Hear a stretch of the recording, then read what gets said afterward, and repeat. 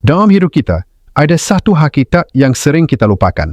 Setiap detik yang kita lalui sedang dinilai, sedang dicatat, sedang diserahkan kepada Allah. Nabi Muhammad SAW pernah bersabda bahawa setiap insan dijaga oleh dua malaikat.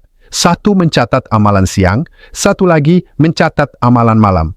Malaikat ini bertemu pada waktu subuh dan asar, yang dikenali sebagai waktu malaikat naik untuk melaporkan amal manusia kepada Allah Subhanahu wa Ta'ala. Hadis riwayat Bukhari dan Muslim. Apa maksud waktu malaikat naik?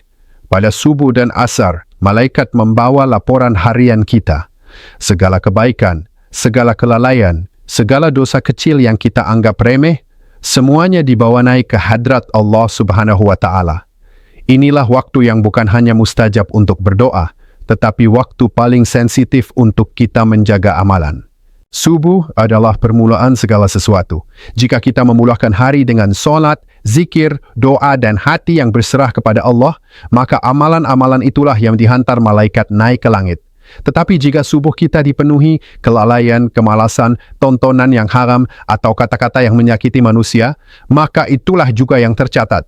Kesadaran tentang detik ini membuat kita lebih berhati-hati, walaupun ketika kita sendirian. Begitu juga pada waktu asar, ketika malaikat yang menjaga siang akan naik menyerahkan laporan amalan kita. Rasulullah SAW menekankan kelebihan solat asar, terutama jika dilakukan secara berjemaah. Ketika kesibukan dunia memuncak, ketika kepala masih penuh dengan urusan pejabat dan kerja, Allah mengajak kita berhenti seketika untuk solat, untuk zikir, untuk kembali tenang.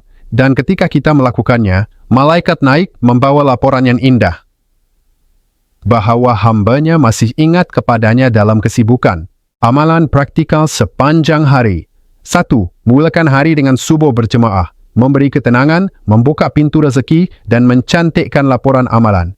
2. Hentikan urusan sebelum asar. Walau sekejap, ambillah masa untuk solat dan berzikir. 3. Jaga kata-kata dan perbuatan. Gosip, fitnah, marah tanpa sebab, semuanya tercatat.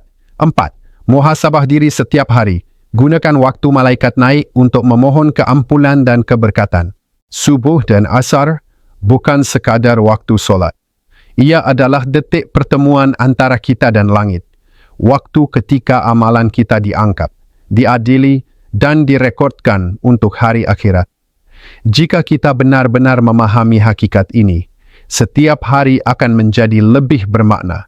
Setiap langkah akan lebih berhati-hati, dan setiap detik akan menjadi peluang untuk mendekat kepada Allah. Semoga kita menjadi hamba yang menjaga amalan, walau tidak dilihat manusia, tetapi sentiasa sedar bahawa Allah sentiasa melihat, dan malaikat sentiasa mencatat. Semoga kita tergolong dalam orang yang dicatat dengan amalan yang membawa ke syurganya. Amin.